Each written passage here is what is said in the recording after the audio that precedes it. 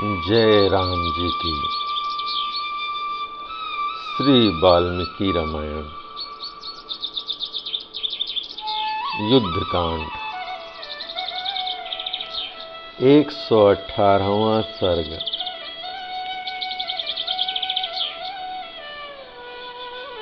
मूर्तिमान अग्निदेव का सीता जी को लेकर चिता से प्रकट होना और श्री राम को समर्पित करके उनकी पवित्रता को प्रमाणित करना तथा श्री राम का सीता को सहर्ष स्वीकार करना। ब्रह्मा जी के कहे हुए इन शुभ वचनों को सुनकर मूर्तिमान अग्निदेव विदेह नंदिनी सीता को पिता की भांति गोद में लिए चिता से ऊपर को उठे। उस चिता को हिलाकर इधर उधर बिखराते हुए दिव्य रूपधारी हव्य वाहन अग्निदेव वैदेही सीता को साथ लिए तुरंत ही उठकर खड़े हो गए।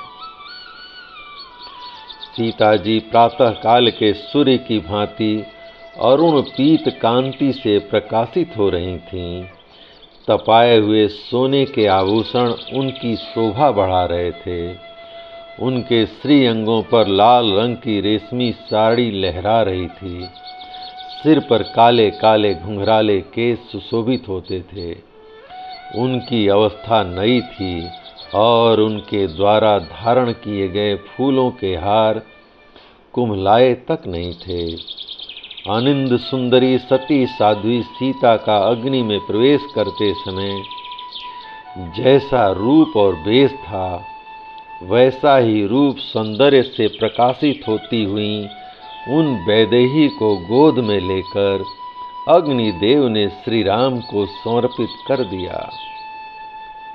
उस समय लोक साक्षी अग्नि ने श्री राम से कहा, श्री राम, यह आपकी धर्म पत्नी विदेह राजकुमारी सीता है। इसमें कोई पाप या दोष नहीं है। उत्तम आचार वाली इस शुभ लक्षणा सती ने मन, वाणी, बुद्धि अथवा नेत्रों द्वारा भी आपके सिवा किसी दूसरे पुरुष का आश्रय नहीं लिया। इसने सदा सदाचार परायण आपका ही आराधन किया है। अपने बल पराक्रम का घमंड रखने वाले राक्षस रावण ने जब इसका अपहरण किया था, उस समय यह बेचारी सती सूने आश्रम में अकेली थी। आप इसके पास नहीं थे, अतः यह विवश थी। इसका कोई बस नहीं चला। रावण ने इसे लाकर अंतःपुर में कैद कर लिया। इस पर पहरा बिठा दिया। भयानक विचारों वाली भीषण राक्षसियां इसकी रखवाली करने लगीं। तब भी इसका चित्त आप में ही लगा रहा। यह आप ही को अपना परम आश्रय मानती रही। तत्पश्चात तरह तरह के लोभ दिए गए। इस मिथिलेश कुमारी पर डांट फटकार भी पड़ी, परंतु इसकी अंतरात्मा निरंतर आपके ही चिंतन में लगी रही। इसने उस राक्षस के विषय में कभी एक बार भी नहीं सोचा। अतः इसका भाव सर्वथा शुद्ध है। यह मिथिलेश नंदिनी सर्वथा निष्पाप हैं। आप इसे सादर स्वीकार करें। मैं आपको आज्ञा देता हूँ, आप इससे कभी कोई कठोर बात न कहें। अग्निदेव की यह बात सुनकर वक्ताओं में श्रेष्ठ धर्मात्मा श्री राम का मन प्रसन्न हो गया। उनके नेत्रों में आनंद के आंसू छलक आए। वे थोड़ी देर तक विचार में डूबे रहे। तदंतर महातेजस्वी, धैर्यवान, महापराक्रमी तथा धर्मात्माओं में श्रेष्ठ श्री राम ने देव शिरोमणि अग्निदेव से उनकी पूर्वोक्त बात के उत्तर में कहा, भगवन, लोगों में सीता जी की पवित्रता का विश्वास दिलाने के लिए इनकी यह शुद्धि विषयक परीक्षा आवश्यक थी, क्योंकि शुभ लक्षणा सीता को विवश होकर दीर्घ काल तक रावण के अंतःपुर में रहना पड़ा था। यदि मैं जनक नंदिनी की शुद्धि के विषय में परीक्षा न करता तो लोग यही कहते कि दशरथ पुत्र राम बड़ा ही मूर्ख और कामी है। यह बात मैं भी जानता हूँ कि मिथिलेश नंदिनी जनक कुमारी सीता का हृदय सदा मुझमें ही लगा रहता है, मुझसे कभी अलग नहीं होता। ये सदा मेरा ही मन रखती, मेरी इच्छा के अनुसार ही चलती हैं।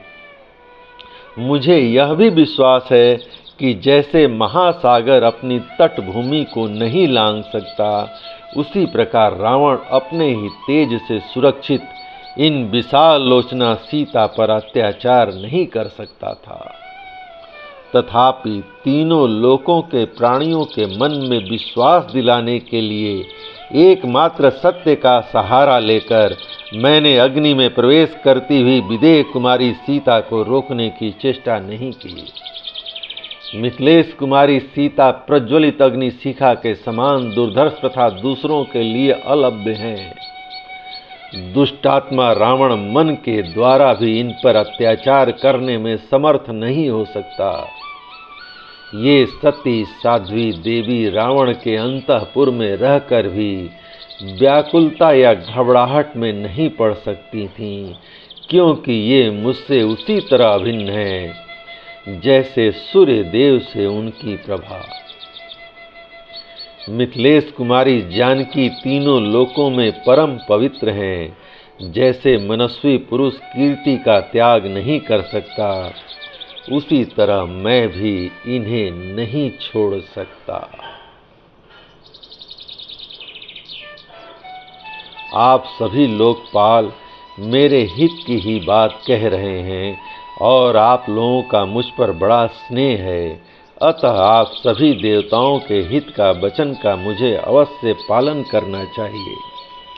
ऐसा कहकर अपने किए हुए पराक्रम से प्रशंसित होने वाले महाबली महायशस्वी विजय वीर रघुकुल नंदन श्री राम अपनी प्रिया सीता से मिले और मिलकर बड़े सुख का अनुभव करने लगे, क्योंकि वे सुख भोगने के ही योग्य थे और हैं। जय श्री राम, जय राम जी की। इस प्रकार श्री वाल्मीकि निर्मित आर्ष रामायण आदि काव्य के युद्ध कांड का 118वां सर्ग प्रभु श्री राम की कृपा से पूर्ण हुआ। जय राम जी की।